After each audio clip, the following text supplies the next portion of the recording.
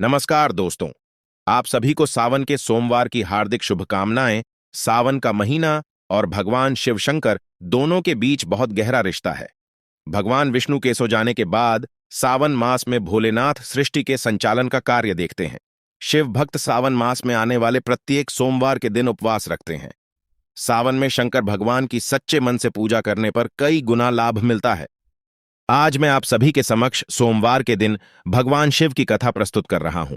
आइए शुरू करते हैं। तो बोलिए, शिव शंकर भगवान की जय। पुरानी समय की बात है। एक नगर में एक साहूकार रहता था। उसके घर में के धन धान्य या की कोई कमी नहीं थी, परंतु उसकी कोई संतान नहीं थी, जिस कारण वह बहुत दुखी था। संतान प्राप्ति की इच्छा से वह हर सोमवार भगवान शिव का व्रत किया और पूरी श्रद्धा के साथ शिव मंदिर में जाकर भगवान शिव और मां पार्वती की पूजा करता था। उसकी भक्ति को देखकर मां पार्वती प्रसन्न हो गई और भगवान शिव से उस साहूकार की इच्छा को पूरा करने पार्वती मां की इच्छा को सुनकर भगवान शिव ने पार्वती, इस संसार में हर मनुष्य को उसके कर्मों के अनुसार फल मिलता है। जिसके भाग्य में जो होता है उसे भोगना ही पड़ता है। लेकिन पार्वती माता साहूकार की भक्ति का मान रखने के लिए उसकी मनोकामना पूर्ण करने की जिद करने लगी। तब माता पार्वती की आग्रह पर भगवान शिव ने साहूकार दान दिया, लेकिन साथ ही यह भी कहा कि उसके बालक की आयु केवल 12 वर्ष की होगी। जब भगवान शिव और माता पार्वती यह बातें कर रहे थे तो साहूकार उनकी बातों को सुन रहा था। उसे ना तो इस बात की खुशी थी और न ही गम। वह पहले की तथा हर रोज नियम से भगवान शिव की पूजा करता रहा। कुछ समय बाद साहूकार की पत्नी ने एक पुत्र को जन्म दिया। जब वह बालक 11 वर्ष का हुआ तो उसे पढ़ने के लिए भेजा गया। साहूकार ने अपने बेटे के मामा को बुलाकर उसे बहुत सारा धन दिया और कहा, तुम इसे काशी विद्या प्राप्त करने के लिए लेट जाओ और रास्ते में जहां भी ढेरों वहां पर यज्ञ और हवन आदि करवाकर बढ़ाओ। अलार्म को दक्षिणा देते हुए जाना। दोनों मामा भांजे इसी तरह यज्ञ करवाते और ब्राह्मणों को दान दक्षिणा देते हुए काशी की ओर चल पड़े। रास्ते में एक नगर आया जहां नगर के राजा की कन्या का विवाह था। जिस राजकुमार के साथ उसकी शादी होने वाली थी वह एक आंख से काना था। राजकुमार के पिता ने अपने पुत्र के काना होने की बात को छुपाने के लिए एक चाल सूची। साहूकार के बेटे को देखकर उसके मन में विचार आया कि क्यों न इस लड़के को दूल्हा बनाकर राजकुमारी के साथ शादी करवा दूं और विवाह के बाद इसको धन देकर विदा कर दूंगा और राजकुमारी को अपने नगर ले जाऊंगा। फिर लड़के को दूल्हे के वस्त्र पहनाकर राजकुमारी के साथ विवाह करवा दिया। लेकिन साहूकार का बेटा बहुत ही ईमानदार था। उसे यह बात ठीक नहीं है कि उसने मौका देखकर राजकुमारी की चुन्नी पर लिखा ही, तुम्हारा विवाह मेरे साथ हुआ है, लेकिन जिसके साथ में भेजा जा रहा है वह एक आंख से काना है। मैं तो काशी पढ़ने के लिए जा रहा हूं। जब राजकुमारी ने चुन्नी पर लिखी हुई बातें पढ़ी तो उसने अपने माता पिता को यह सब बता दिया। राजा ने अपनी बेटी को विदा नहीं किया और बारात वापस चली गई। दूसरी ओर साहूकार का बेटा और उसका मामा घाटी में पहुंच गए। वहां जाकर उन्हें यज्ञ किया। जिस दिन लड़का 12 साल का हुआ था उसी दिन यहीं रखा गया। लड़के ने अपने मामा को कहा, मामा जी मेरी तबीयत ठीक नहीं है।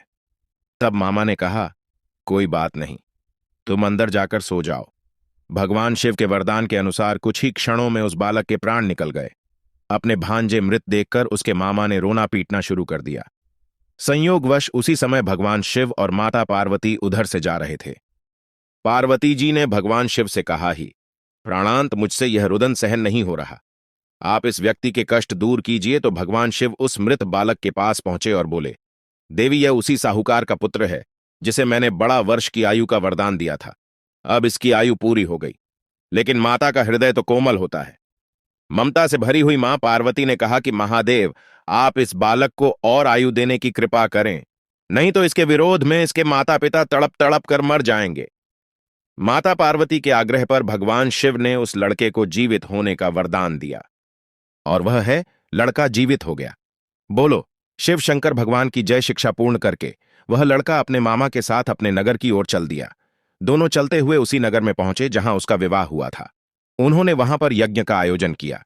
लड़के के ससुर ने उसे पहचान लिया और महल में ले जाकर उसकी आवभगत की और खुशी खुशी अपनी पुत्री को उसके साथ विवाह किया। इधर भूखे प्यासे रहकर साहूकार और उसकी पत्नी अपने बेटे का इंतजार कर रहे थे। उन्होंने प्रण कर रखा था कि यदि उन्हें अपने बेटे की मृत्यु का समाचार मिला तो वह भी प्राण त्याग देंगे। तभी किसी ने आकर बताया ही तुम्हारा बेटा अपने मामा और अपनी पत्नी के साथ घर पहुंचने वाला है। साहूकार और उसकी पत्नी को विश्वास ना हुआ। थोड़ी देर बाद ही उनका बेटा अपनी पत्नी और मां के साथ घर पहुंच गया और उसने अपने माता पिता को प्रणाम किया। साहूकार और उसकी पत्नी अपने बेटे को जीवित देखकर बहुत खुश हुई। उसी रात भगवान शिव ने साहूकार के सपने में आकर कहा, हे धुंध, मैंने तेरे सोमवार का व्रत करने और व्रत कथा सुनने से प्रसन्न होकर तेरे पुत्र को लंबी आयु प्रदान की है। शिव शंकर, भगवान जैसे आपने साहूकार और उसकी पत्नी के दुखों का निवारण किया, उसी प्रकार हम सब पर भी अपनी कृपा बनाए रखना।